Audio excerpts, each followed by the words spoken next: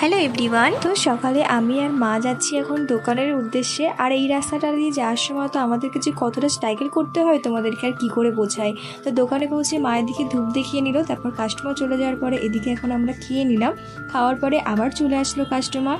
তো এখানে এখন ফেসিয়াল চলছে দুজনেরই। আমি যেহেতু হেয়ারের ডিপার্টমেন্টে আছি তাই আমি ফেসিয়ালের দিকে অতটা হাত বাড়াই না।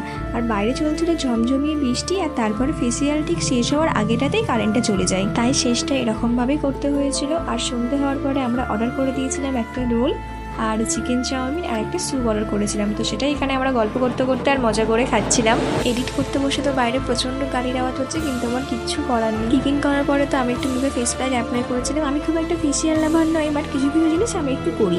তারপর 8:30টার সময় আমরা দোকানটা বন্ধ করে দিয়ে বাড়ি চলে যাই। আর বাইরে প্রচণ্ড পরিমাণে বৃষ্টি হচ্ছিল, তাই যাওয়ার সময় তো পুরোটা ভিজে গেছিলাম। তাই গিয়েই আগে ড্রেসটা চেঞ্জ করে চুলটা শুকনো করলাম। তো আজকের দিনটা তো আমাদের এইভাবেই কাটল।